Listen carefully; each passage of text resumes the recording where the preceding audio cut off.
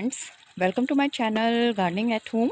और फ्रेंड्स, आज का जो हमारा वीडियो है वो है तेज़ धूप से बचाव, जो हम अपने प्लांट्स के लिए करते हैं।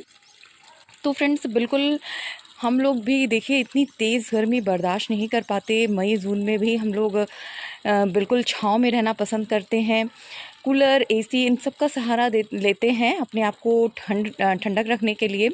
तो बिल्कुल हमारी प्लांट्स भी जो हैं बिल्कुल ऐसे ही हैं, और जब ज़्यादा तेज़ धूप और गर्मी में बिल्कुल कुम्हला जाते हैं, मुरझा जाते हैं। तो आज मैं आप लोगों से यही सारी बातें शेयर करने वाली हूँ कि कैसे आप अपने जो ये हमारे प्यारे प्यारे से नाजुक से प्लांट हैं इनको ओवर हीट से बचाया जाए, और तेज़ गर्मी में इनके लिए हम कौन कौन से ऐसे उपाय कर सकते हैं इनके बचाव के लिए। तो चलिए फ्रेंड्स, अपने वीडियो की शुरुआत करते हैं। और बिल्कुल अगर वीडियो अच्छा लगेगा तो इसे लाइक, शेयर और कमेंट करना मत भूलिएगा। और अगर आप मेरे चैनल पे न्यू हैं, फर्स्ट टाइम मेरा वीडियो विजिट कर रहे हैं, मेरा चैनल विजिट कर रहे हैं, तो प्लीज़ सब्सक्राइब माय चैनल। तो चलिए फ्रेंड्स, अपने वीडियो की शुरुआत करते हैं। तो फ्रेंड्स, अपने प्लांट्स को हम कैसे ठंडा रख सकते हैं, उनको कैसे हम कूल डाउन कर सकते हैं, बिल्कुल देखिए, तेज़ धूप में हम उनको बहुत ज़्यादा पानी तो नहीं दे सकते, पर उन पे मिस्टिंग कर सकते हैं। तो बिल्कुल आप इस तरीके से प्लांट पे मिस्टिंग करते रहें। बिल्कुल उनकी पत्तियों पे, उनके फ्लावर पे इस तरीके से आप अगर मिस्टिंग करते रहते हैं स्प्रे बॉटल से, तो उनको वो काफ़ी ठंडक रखता है और उनको कूल डाउन रखता है। उनका टेम्परेचर जो है वो काफ़ी कूल डाउन रहता है। तो फर्स्ट जो आपका मेथड है वो है मिस्टिंग। तो आप बिल्कुल इस तरीके से प्लांट पे मिस्टिंग करते रहें। ये आपके सारे प्लांट को बिल्कुल कूल डाउन रखेंगे और तेज़ धूप, तेज़ गर्मी से बचाएंगे। इस तरीके से जब वो इनके लीव्स वगैरह पे इस तरीके से वाटर रहेगा तो वो काफ़ी हद तक ठंडे रहेंगे। तो सबसे पहला उपाय है मिस्टिंग का। तो मिस्टिंग आप अपने सारे प्लांट्स पे करते रहें, और ये आपके प्लांट्स को बिल्कुल हीट से बचाने का सबसे बेहतरीन उपाय है। और दूसरा जो उपाय है वो है वाटरिंग। तो फ्रेंड्स, बिल्कुल मैंने पहले भी आप लोगों को बताया है कि वाटरिंग का बिल्कुल आप लोग ध्यान रखें, और अपने प्लांट्स पे तेज़ धूप में, गर्मी में पानी ना डालें। एकदम ओवर जब सन हो, तेज़ धूप हो, 12 से 3 बजे के बीच में अपने प्लांट्स पे वाटरिंग ना करें। आप बिल्कुल मॉर्निंग में, अर्ली मॉर्निंग आप उसे वाटरिंग दे सकते हैं, या फिर आप इवनिंग में अपने प्लांट पे वाटरिंग करें। तो फ्रेंड्स, बिल्कुल दूसरा जो उपाय है वो वाटरिंग से अपने प्लांट को ठंडक रखने का है। तो बिल्कुल अर्ली मॉर्निंग आप अपनी सारे प्लांट्स पे वाटरिंग करिए और उनको काफ़ी अच्छे से नहला दीजिए, बिल्कुल शावर दे दीजिए। तो बिल्कुल पूरे धूप में वो काफ़ी अच्छे से सरवाइव कर जाएंगे, और एट द इवनिंग आप अगेन उसे फिर से वाटरिंग करिए। तो 2 से 3 बार वाटरिंग ज़रूरी है अपने सारे ही प्लांट पे समर में। तो दूसरा उपाय हमारा वाटरिंग का है, जो हमारे प्लांट्स को बिल्कुल कूल डाउन रखता है। और फ्रेंड्स, तीसरी जो बात है वो है वाटरिंग करने का तरीका। तो फ्रेंड्स, बिल्कुल अगर आप वाटरिंग कर रहे हैं तो ऐसा नहीं है कि आपने सिर्फ वो यहाँ पे पानी दे दिया और ऊपर का सरफेस इसका गीला हो गया और वो नीचे तक उसका पानी नहीं पहुँचा। तो बिल्कुल जब भी आप वाटरिंग करें तो फुल वाटरिंग करें। बिल्कुल उसके ड्रेनेज होल से जब तक वाटर ना निकलने लगे तब तक आप उसे वाटरिंग देते रहें। ये बहुत ही ज़रूरी है। तो वाटरिंग बिल्कुल सही तरीके से करें, और बिल्कुल उसके जड़ तक उसको पानी मिलना चाहिए। अगर जड़ सूखा है तो वो प्लांट धीरे धीरे बिल्कुल मुरझा जाएगा, सूख जाएगा। तो इसलिए बिल्कुल आपको जो वाटरिंग करनी है वो बहुत ही ध्यान से करनी है। और ऐसा होता है कि लोग सोचते हैं कि हम ओवर वाटरिंग करेंगे तो हमारे प्लांट्स जो हैं वो बिल्कुल ख़राब हो जाएंगे। तो बिल्कुल ऐसा नहीं है फ्रेंड्स। जब तक आप उसके जड़ तक पानी नहीं देंगे तो बिल्कुल जब जड़ ही सूख जाएगा तो वो प्लांट कहाँ से हरा भरा रहेगा। तो इसलिए वाटरिंग बिल्कुल आप सही तरीके से अपने सारे प्लांट्स में करें। और तीसरी बात आती है वो है मल्चिंग।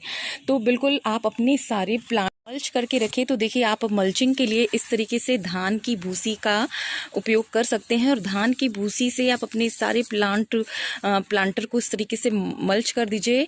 और अगर आपके पास धान की भूसी नहीं है तो बिल्कुल आप नारियल का जो छिलके होते हैं उसको यूज़ कर सकते हैं, वर्मी कंपोस्ट यूज़ कर सकते हैं, भूसा जो होता है उसको यूज़ कर सकते हैं, या फिर सूखी ड्राई लीफ से भी आप मल्च कर सकते हैं। अगर आपके पास कुछ भी नहीं है तो ड्राई लीफ से ही आप मल्चिंग कर सकते हैं।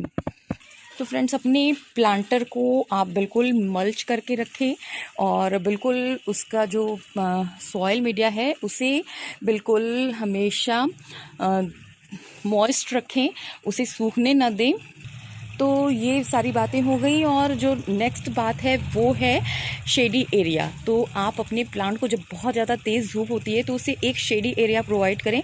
बहुत सारे हमारे प्लांट ऐसे होते हैं जो बिल्कुल समर में हीट टॉलरेंट होते हैं और वो बिल्कुल सन को बर्दाश्त कर लेते हैं, जैसे हमारे बुगिनवेलिया वगैरह हैं। तो बिल्कुल आप जो है उन प्लांट को तो आप रख सकते हैं ग्रीन नेट वगैरह, लेकिन आपको यूज़ करना ही पड़ेगा। तो बिल्कुल अगर आप छत पे टेरेस गार्डनिंग कर रहे हैं तो ग्रीन नेट का सहारा लीजिए। तो देखिए मैंने भी बिल्कुल हमारा समर स्टार्ट हो गया है तो ग्रीन नेट बहुत ही ज़रूरी है। ये बहुत ही ज़्यादा बेनिफिशियल है आपके सारे ही प्लांट्स के लिए। तो ग्रीन नेट की भी कई सारी क्वालिटीज़ आती हैं, एक बहुत ही ज़्यादा थिन क्वालिटी आती है। तो आप बिल्कुल उस क्वालिटी को चेक करके देख के लीजिए कि वो आपके प्लांट के लिए बिल्कुल बेनिफिशियल रहे। बहुत ही ज़्यादा थिन वाला जो है वो आप ना लें। तो फ्रेंड्स ये बात हो गई हमारी शेडी एरिया की। और जो प्लांट आप शेडी एरिया प्रोवाइड कर सकते हैं उनको बिल्कुल आप शेडी एरिया प्रोवाइड करिए। देखिए कुछ प्लांट्स हमारे बहुत ही डेलिकेट होते हैं और उनको हमें बिल्कुल समर में बचा के रखना होता है। जैसे ये हमारे कैलेंचोज़ हैं, तो अभी तो आप देख रहे हैं ये मेरे टेरेस पे ही हैं, लेकिन जैसे जैसे ये गर्मी बढ़ेगी मैं इन सारों को अपनी बालकनी में शिफ्ट कर दूंगी, क्योंकि वहाँ पे ब्राइट लाइट तो आती है और हवा भी बिल्कुल उसका आना, वेंटिलेशन भी काफ़ी अच्छा होता है। तो इसलिए मैं अपने सारे कैलेंचोज़ और साथ में अज़ेलियाज़ इन सबको ऐसी जगह शिफ्ट कर देती हूँ जहाँ बहुत ही ज़्यादा मॉइस्चर रहता है और ब्राइट लाइट भी रहती है। तो बिल्कुल अपने जो प्लांट्स आप शिफ्ट कर सकते हैं, जो बिल्कुल हीट बहुत ज़्यादा टॉलरेंट नहीं कर सकते, ऐसे प्लांट को आप बिल्कुल शेडी एरिया प्रोवाइड कर दीजिए। इसके बाद जो फ्रेंड्स बात आती है वो है, देखिए जैसे हमारे प्लांट्स में इस तरीके से वीड्स वगैरह आ जाते हैं तो इन सबको आपको रिमूव करते हुए चलना है। तो बिल्कुल समर में आप ये मत सोचिए कि नहीं ये मल्चिंग का काम कर रहे हैं, हमारा प्लांट जो है वो अच्छा रहेगा इससे। नहीं, ये बिल्कुल न्यूट्रिशंस जो है वो आपके सारे प्लांट के खींच लेता है और आपका प्लांट ग्रोथ नहीं कर पाता है। तो बिल्कुल ये आपके प्लांट के ग्रोथ के लिए बहुत ही हार्मफुल है।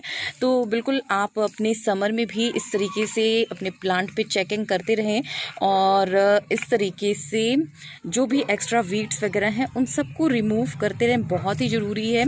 तो बिल्कुल आप अपने सारे प्लांट्स को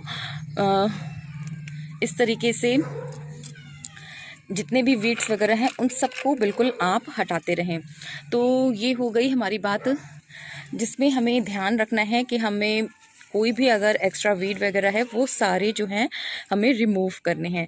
अब नेक्स्ट टॉपिक पे आ जाते हैं, वो है हमारा फर्टिलाइज़र। तो देखिए फ्रेंड्स बिल्कुल समर में हम लोग सोचते हैं कि हम अपने प्लांट को बिल्कुल फर्टिलाइज़र ना दें, क्योंकि फर्टिलाइज़र खुद ब खुद इतना गर्म होता है फ्रेंड्स, तो वो हमारे प्लांट्स को अच्छा करने की जगह उन्हें और भी नुकसान पहुंचा सकता है। इसलिए आप बिल्कुल समर में जो है वो फर्टिलाइज़र ना की मात्रा में दें तो ज़्यादा अच्छा है।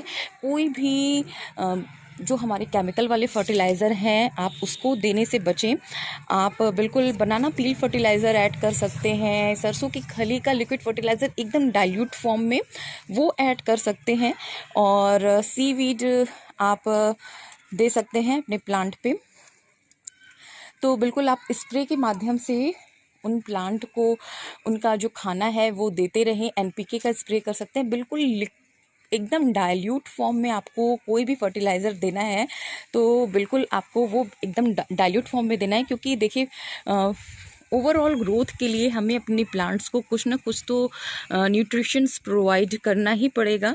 तो बिल्कुल ऐसा फर्टिलाइज़र आप दें जो बहुत ही लाइट हो और हमारे प्लांट्स को बिल्कुल भी वो हार्म ना पहुंचाए। तो फ्रेंड्स, अगर आपने ये सारी टेक केयर कर ली तो आपका प्लांट बिल्कुल भी समर में कहीं नहीं जाने वाला, वो आपके साथ ही रहने वाला है और आपको बेहतरीन फ्लावरिंग देने वाला है। तो उम्मीद है फ्रेंड्स आप लोग भी बिल्कुल तपती हुई धूप और तेज़ गर्मी से अपने सारे प्लांट्स को बचाएंगे और उनकी काफ़ी अच्छे से देखभाल करेंगे। तो चलिए फ्रेंड्स, इसी के साथ अपनी वीडियो का भी एंड कर रही हूँ। फिर मिलूँगी नए वीडियो में नए टॉपिक के साथ। तब तक के लिए stay with me and happy gardening to all of you।